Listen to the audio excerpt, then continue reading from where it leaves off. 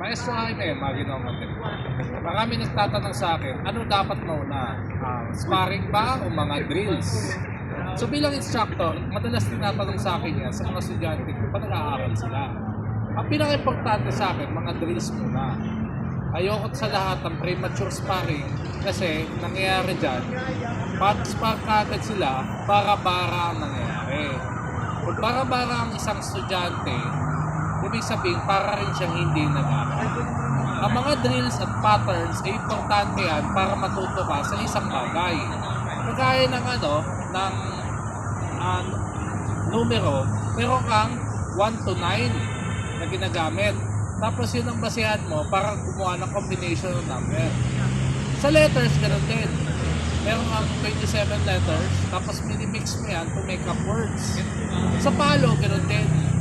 So, kung wala ka masasabi sa palo, sa language of the stick, anong masasagot mo? Sasagot ka palo niya.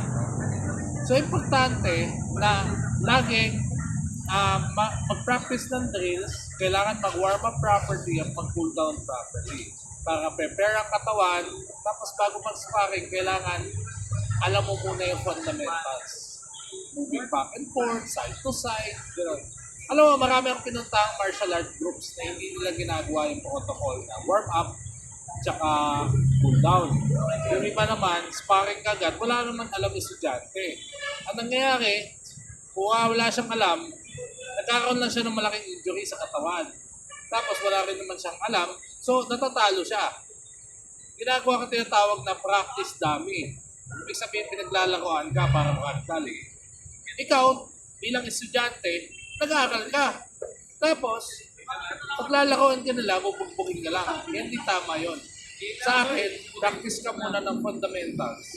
Para pag ready ka na, slowly, dahan-dahan until kaysa biglain mo, kung injury lang mangyayari sa'yo. Tapos lalo na, sa Pilipinas, wala tayong standard na gear sa katawan. Yung ibang grupo, gusto pa nila live stick. Ayaw nila ng padded.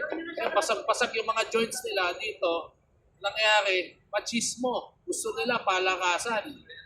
It looks good on camera. Pero yung mga estudyante nila, sa dami ng injury, hindi na makapalo. So ano yun? Make proper equipment muna that can handle a real strike from this one na hindi padded. Pero until that time, kailangan ng sparring mo, padded ka lang muna. Napaka-importante nun sa akin.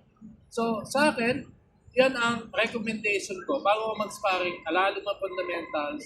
Bago ka mag-sparring, aralin mo muna yung mga drills. Dahan-dahan until bumilis ka ng bumilis. Dahan-dahan yan. A mind is like a sponge. It absorbs knowledge in a gradual manner. So, kailangan intindihin. Maraming salamat, Maestro Jaime ng Magino Mateo.